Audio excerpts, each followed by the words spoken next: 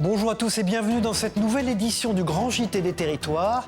Cette semaine, place à une édition spéciale, une rétrospective de vos reportages préférés pour vous faire revivre l'actualité de vos régions autrement.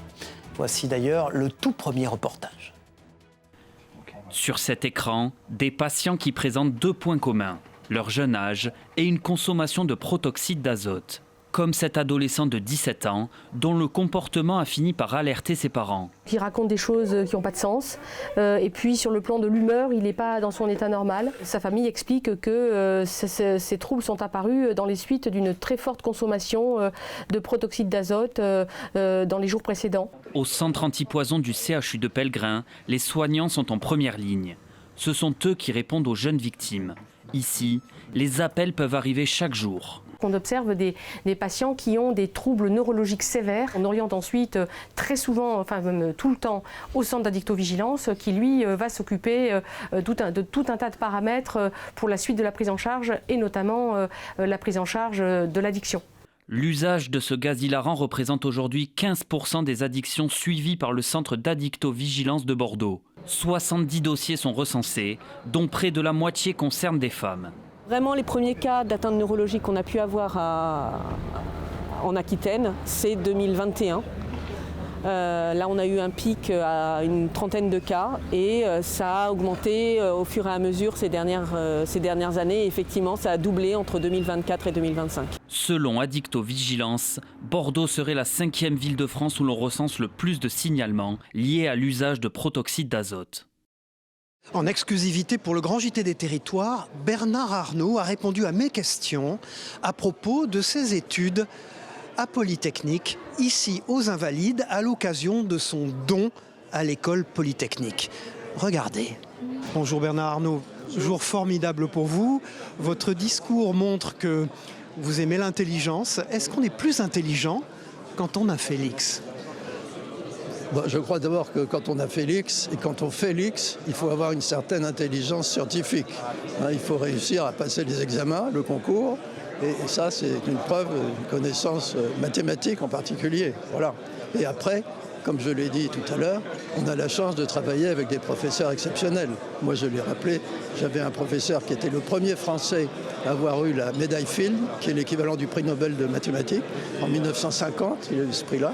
Et il était extraordinaire. Il arrivait à clarifier, à simplifier les problèmes mathématiques les plus complexes, parce que lui-même avait fait faire des avancées aux mathématiques avec la théorie des distributions, les cours sur les tenseurs. Je ne vais pas rentrer là-dedans, mais c'était formidable. Et on arrivait à tout comprendre. C'est un peu grâce à lui, au fond, à cet attrait pour ce professeur que vous en êtes là aujourd'hui, que vous avez décidé d'aider Polytechnique. Je pense qu'en tout cas, en matière scientifique, il m'a beaucoup aidé. Et alors, on avait une particularité, ça je ne l'ai pas dit, c'est que nous sommes nés, pas la même année, mais le même jour, le 5 mars, tous les deux. Voilà. C'est pas un hasard. Et bien avant moi, quand même. De vos années picardes, vous retenez quoi de cette vie de famille qui vous a permis, au fond, de faire X ? Comment vous pensez à ça aujourd'hui quand vous y pensez ? J'ai toujours aimé les mathématiques, les sciences, et donc j'avais quelques facilités quand même. Et après, j'ai pas mal travaillé, oui, pour préparer le concours. J'ai préparé le concours à Lille. Et puis bien sûr, aux Invalides ce matin, de nombreuses personnalités, dont le Premier ministre Sébastien Lecornu, étaient présents pour assister à ce don qu'a fait Bernard Arnault à l'école Polytechnique. Regardez. Un nouveau pôle scientifique d'excellence va bientôt voir le jour. La prestigieuse école Polytechnique va créer l'Institut de mathématiques et des sciences fondamentales.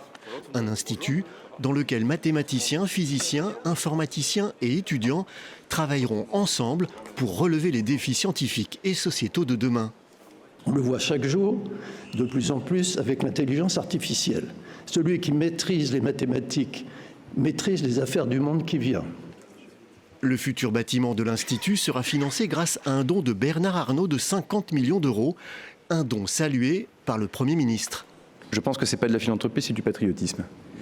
Et je pense que le patriotisme est un des moyens aussi, des antidotes, des réponses à un certain virus qui est en train de se répandre un tout petit peu dans notre pays, dans lequel, au fond, il n'y a pas de destin de puissance pour notre pays si on ne serre pas les rangs.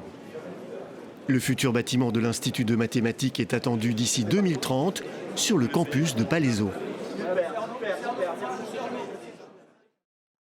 Et puis nous l'évoquons régulièrement dans ce journal, l'intelligence artificielle fait pleinement partie de notre quotidien maintenant.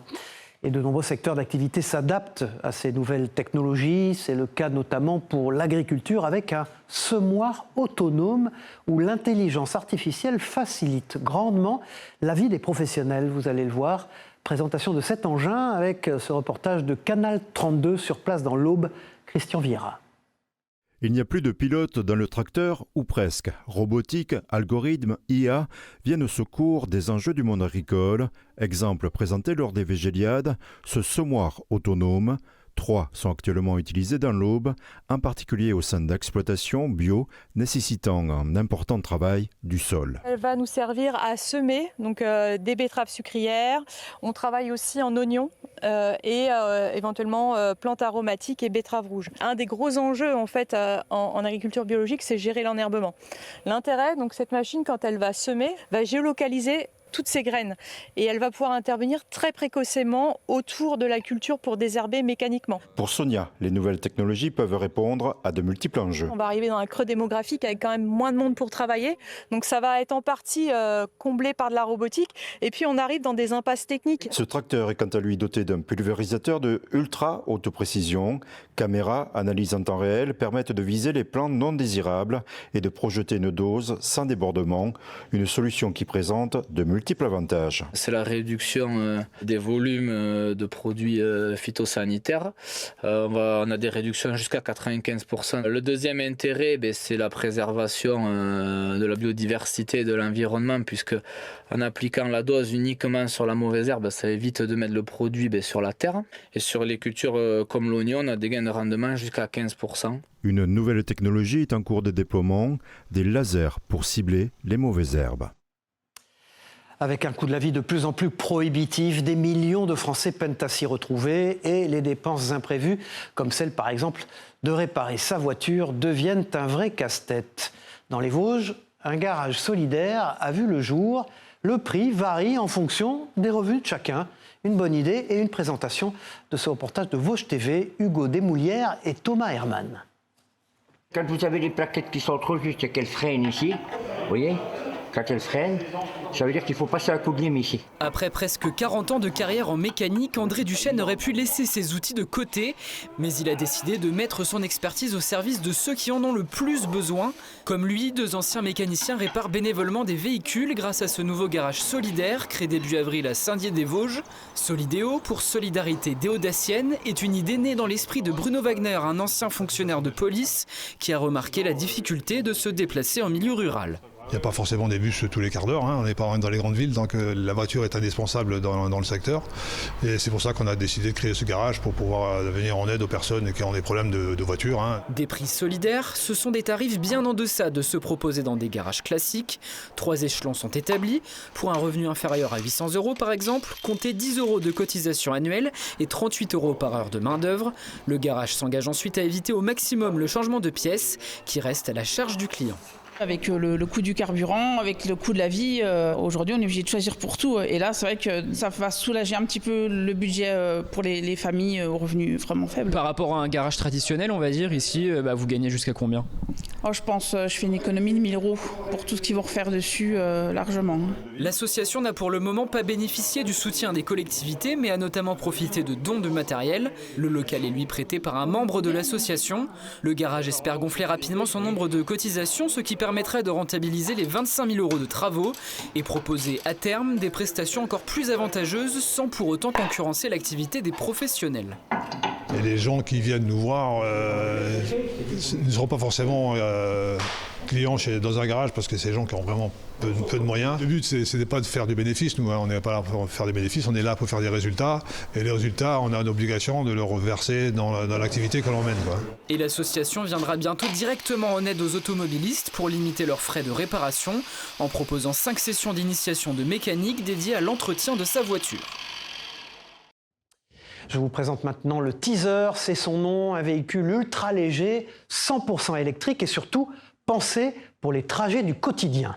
Avec son design futuriste et son architecture à 3 roues, il allie sécurité et dynamisme. TV78 nous fait la présentation de ce véhicule de demain. Regardez. Une place, 2 roues avant, une à l'arrière, un design futuriste. Voici Teaser, un prototype de véhicule intermédiaire développé par Mobilo, une société versaillaise. Un petit véhicule sobre et adapté aux besoins quotidiens de déplacement. C'est le résultat de plusieurs années de réflexion qui a convergé progressivement vers un véhicule avec une architecture spécifique qui permet donc d'avoir un véhicule sécurisant et avec un bon comportement dynamique tout en n'ayant que 3 roues. 100% électrique, Teaser ne pèsera pas plus de 270 kg au maximum pour une autonomie de 100 km. Un choix esthétique et technique qui permet la réduction des coûts. Mobilo est accompagné par le groupe d'ingénierie Ségula. Chez Ségula, on croit beaucoup aux véhicules intermédiaires, du véhicule sans permis jusqu'à quasiment un véhicule normal. Il y a un sujet réglementaire qui est important sur ce type de véhicule et le projet Mobilo, lui, permet de passer FI puisque c'est considéré comme un L5, donc une homologation de tricycle, qui n'a pas la même réglementation et qui du coup peut aller sur les voies rapides et les autoroutes. Mobilo fait partie de l'Extrême Défi, une initiative visant à développer des solutions industrielles pour la mobilité dans le cadre de France 2030. L'objectif, c'est de réfléchir à de nouvelles formes de mobilité plus écologiques et plus abordables pour le citoyen, donc avec des véhicules dits intermédiaires, plus légers et à motorisation électrique. Mobilo a pu bénéficier de l'accompagnement technique et financier de l'ADEME. Teaser pourrait être sur les routes d'ici 2 ans. 2 médecins mosellans se sont lancés un défi fou, celui d'améliorer la prise en charge d'astronautes touchés par un arrêt cardiaque. Leur objectif est de comprendre comment on peut réanimer un être humain dans un environnement sans gravité, car en apesanteur. Les procédures classiques ne fonctionnent pas. Regardez ce reportage de Moselle TV. C'est le respirateur à turbine qui l'emporte. Ils sont réanimateurs, l'un est pneumologue, l'autre cardiologue. Tous les deux cherchent à apporter une réponse à cette question. Comment traiter un arrêt cardiaque dans l'espace ? Les causes, elles sont multiples. Ça peut être par exemple des microparticules, des éléments infectieux qui sont dans ces habitats qui sont recyclés, ou alors par exemple la poussière de lune qui est extrêmement toxique pour le poumon. Notre second projet, après avoir validé le test technologique, c'est de savoir comment il se comporte sur les humains. Et pour ce faire, il faut expérimenter dans les conditions d'une navette spatiale. En apesanteur donc, l'avion simule l'absence de gravité pendant 22 secondes, le temps de tester différentes méthodes. Actuellement dans l'espace, la seule technologie possible, c'est qu'il faut endormir le patient et le faire respirer avec une prothèse endotrachéale, ce qui est extrêmement invasif et très risqué pour l'astronaute. Et donc dans ce contexte, sur Terre, on a depuis les années 80 un dispositif non invasif qui permet d'appliquer de la pression via un masque sans endormir le patient. Donc notre premier travail s'orientait vers la stratégie, comment ces machines en fait fonctionnent en apesanteur. Ces médecins passent entre 20 et 30% de leur temps à travailler sur la médecine spatiale, des recherches qui pourraient ensuite améliorer la prise en charge des patients sur Terre. Il y a des contraintes au spatial qui sont l'économie de poids et la simplicité d'utilisation. Donc c'est sûr que si on venait à qualifier le matériel et que les agences spatiales continuent à poursuivre le projet avec nous, ce qui a l'air d'être le cas, il va falloir réfléchir à alléger, à simplifier l'usage et tout ça, ça permettra de démocratiser des techniques. Le projet Vespa 1 terminé, les 2 trentenaires devraient repartir dès mars pour le projet Vespa 2 qui vise cette fois-ci une expérimentation sur les hommes. Et puis dans ce journal maintenant, une dose de douceur. De plus en plus de postes de police et de gendarmerie adoptent des animaux de compagnie. C'est le cas au commissariat de police de Saint-Dizier en Haute-Marne avec l'arrivée d'un petit chat prénommé Menotte. Et vous allez le voir, ce collègue à 4 pattes a un rôle très précis. Reportage de Puissance Télévisions, Janice Gaillard. Dans ce commissariat, une policière pas comme les autres. Voici Menotte, âgée de quelques mois et déjà un membre indispensable de l'équipe. Fin 2025, une idée a germé parmi les forces de l'ordre, celle d'adopter un chat pour apporter un peu de légèreté. Porté par la direction départementale de la police nationale et les équipes, ce projet a pu voir le jour avec l'aide du refuge de Saint-Dizier qui les a accompagnés dans les démarches. En janvier 2026, Menottes a pu poser ses pattes dans sa nouvelle maison. On a observé dans certains commissariats que le fait d'avoir un animal pouvait aider à accueillir, notamment avec les mineurs, notamment avec les personnes victimes de violences sexistes et sexuelles, à vraiment avoir cette parole un peu plus libérée, un peu plus apaisée. Donc quand on s'est rapproché du refuge, on avait vraiment ce critère-là d'avoir un jeune chat qui soit en bonne santé déjà, ça c'était notre critère numéro 1. Et puis ensuite en second plan, on voulait un chat qui puisse être dans de bonnes circonstances avec des enfants, qui soit pas craintif. En déjà peu de temps, cette petite policière a déjà fait ses preuves. À partir du moment où Menottes est arrivée, on a vu déjà au sein des équipes que ça créait du lien, que ça avait cet effet un peu de brise-glace. Ça a amené un sujet très facile de discussion. Les gens se sont très vite impliqués aussi finalement parce que ça nécessite une organisation de service. On a eu des personnes, Menottes a très vite été à la rencontre de ces personnes en venant faire des câlins, en se posant juste à côté d'elles pendant les auditions et voilà, la personne finalement elle va se détendre toute seule. C'est quelque chose qui se fait très naturellement. Les forces de l'ordre souhaitent pouvoir pérenniser le projet en gardant cette recrue le plus longtemps possible. Pour Menottes, cette nouvelle vie de chat policier lui a aussi apporté une nouvelle famille. Et puis restons sur la découverte des espèces animales. Connaissez-vous les championnats de France ornithologiques ? Figurez-vous qu'il s'agit d'un rassemblement autour des plus beaux oiseaux de tous les continents. De quoi s'émerveiller devant la diversité et la beauté de nos amis à plumes. Un reportage de Télé Nantes. Certains volatiles portent la huppe, d'autres la couronne. Ce mâle violet perruche à collier a remporté le prix du plus bel oiseau de son espèce, mais aussi de sa catégorie, grande perruche perroquet. Le collier est suffisamment épais, il vient se joindre assez loin derrière. Plein de choses qui sont prises en compte. Les couleurs, la présence de l'oiseau, tout reflète ce que la terre elle a de plus beau. Le champion de France fait la fierté de son éleveur. Grande surprise, première participation, je ne m'y attendais pas. On se rend compte que tout ce qu'on a fait, c'est des bons choix, qu'on a bien fait de choisir ces oiseaux-là, travailler cette génétique-là, cette couleur-là. Donc nous, c'est vraiment la récompense de notre travail. Amazone à front jaune, Cacatoès rosalbin, inséparable de Fischer, diamant à gouttelettes, touille céleste. Les noms sont aussi chamarrés que les plumages. On peut voir un bel oiseau qui est relativement rare, qui s'appelle Eclectus. Et bizarrement, le mâle est moins coloré que la femelle. Parce que chez la plupart des oiseaux, la femelle est beaucoup moins colorée que le mâle parce qu'elle a besoin de se cacher dans la végétation, notamment pour ne pas subir les assauts des prédateurs, alors qu'elle est en train de couver ses œufs.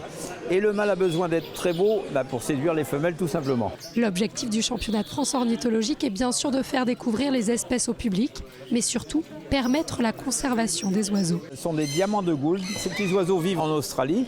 Malheureusement, ils sont en voie de disparition dans leur environnement naturel. Mais nous, éleveurs, nous arrivons très bien à les faire reproduire.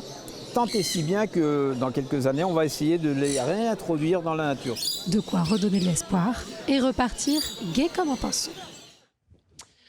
Vous connaissez bien évidemment les célèbres 24 heures du Mans, mais connaissez-vous les 24 heures miniatures ?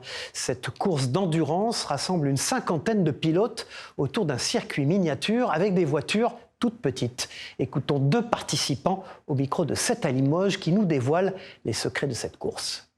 Il y a des difficultés particulières, comme la fin de ligne droite, il faut vraiment décélérer pour essayer de prendre les virages le plus régulier possible, sans freiner, parce qu'il y a un frein moteur, ça reste des voitures avec des freins moteurs, chacun n'a pas la même stratégie. Les ravitaillements, il faut faire attention à la casse aussi, parce que plus il y a de casse, plus on va perdre des tours. Et puis on saura rétrograder dans le classement. Freiner au bon moment, accélérer au bon moment. Est-ce que ça dérape aussi facilement ? Eh oui, c'est pour ça qu'il faut bien doser, parce qu'on peut très bien se retrouver avec le châssis qui part un petit coup en arrière, un petit coup sur le côté. Et puis un concept qui fait fureur, si vos bijoux de famille abîmés, retrouvez leur éclat en quelques minutes. C'est le pari d'une petite entreprise de la Loire qui propose de restaurer vos bijoux avec un savoir-faire artisanal qui redonne vie à vos trésors familiaux oubliés. Reportage à Montbrisson de notre partenaire TL7, Thibaut Rivière. Tout le monde a des bijoux rangés au fond d'un tiroir, en mauvais état, voire même cassés. Et bien ici, Alexandra leur donne une seconde vie, comme cet ensemble plaqué en argent. La demande, c'est de lui redonner un petit coup de neuf, on va dire. Donc effectivement, faire un polissage. Nettoyage à l'ultrason, puis polissage et en seulement quelques minutes. Vous avez effectivement avant le polissage et après le polissage. Le résultat est bluffant. Dorure, strass, soudure, anneaux, cordons, Restore s'adapte à une multitude de demandes.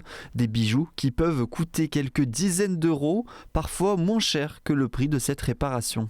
Le bijou, il a été acheté en vacances. On y tient beaucoup, ou il a été offert par un parent, un petit ami, une petite amie, et en fait on y tient énormément. Restore se concentre sur les bijoux fantaisie, ils sont en général en métal et plaqués, un marché peu exploité en France et en Europe. L'entreprise a donc ouverte début 2025, presque uniquement en e-commerce. Leur page Instagram compte également déjà 13 000 abonnés. Cela a permis d'accueillir des clients venant de toute la France, mais aussi de Suisse ou encore de Belgique, tout en gardant une empreinte locale. Grâce à ce concept innovant, l'entreprise a remporté le prix Artinov Loire 2025 de la Chambre des métiers et de l'artisanat. Ça rassure énormément les personnes de savoir qu'on a reçu ce prix de l'artisanat, parce qu'on voit tellement de choses maintenant qu'avant d'envoyer le bijou, les gens aiment bien être sûrs de qui est derrière Restore. L'atelier propose également de recycler des bijoux irrattrapables. Une partie des fonds de ces dons sont reversés à une association. L'haltérophilie est une discipline très largement associée à la jante masculine et pourtant, cette pratique peut aussi être une affaire de femmes.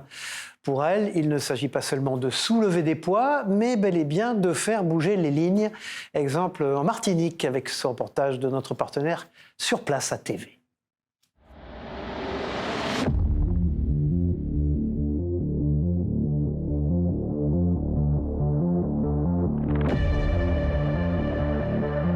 Après quelques saisons, loin des plateaux de compétition, Sindra renoue avec la scène. Sans fracas, mais avec cette détermination tranquille qui ne l'a jamais quittée. Dès l'enfance, le mouvement est une évidence. À 3 ans, elle s'initie à la gymnastique. Puis viennent les années de judo, longues, formatrices, exigeantes. Très tôt, le goût de l'effort s'installe, presque comme une seconde nature. Plus tard, c'est le crossfit qui capte cette énergie brute avant de révéler, en filigrane, une véritable attirance pour l'haltérophilie.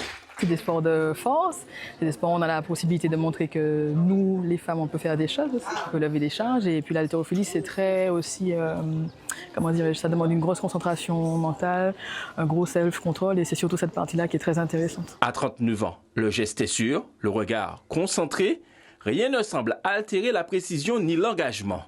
Elles sont encore peu nombreuses sur cette terrain d'exigence, mais comme Sindra, elles avancent, déterminées à occuper pleinement l'espace. Aujourd'hui, c'est le jour de compétition. Au-delà du classement, il s'agit surtout d'aller plus loin, de repousser la limite, parfois de battre ce record personnel qui résiste. L'année dernière, j'avais fait 56 kg en clean and jerk, épaulé jeté. Et cette année, j'avais pas refait depuis les 56 kilos. Et là, aujourd'hui, j'ai fait 58, donc trop contente. Ça s'est bien passé, je voulais cette barre-là. C'est la première fois que je la cleanais et la jerkais, donc du coup, très contente. Prochaine échéance, la 3e manche des Absolute Fit Games, The Irox Race, attendue en septembre, avec cette fois une présence féminine annoncée plus marquée, signe que les lignes, lentement, continuent de bouger. Et puis voici maintenant dans ce journal un portrait savoureux sur le métier de luthier. Cette profession demande beaucoup de patience et de précision. En Haute-Savoie, Nicolas est luthier depuis plus de 30 ans et il est l'un des meilleurs en France. Il a d'ailleurs récemment reçu une récompense unique au monde. Regardez ce reportage de 8 Mont-Blanc. Entre copeaux de bois et odeur de vernis, Nicolas Saumagne redonne vie aux instruments à cordes. Luthier, installé depuis 30 ans à La Roche-sur-Foron, il accueille musiciens et passionnés venus du monde entier.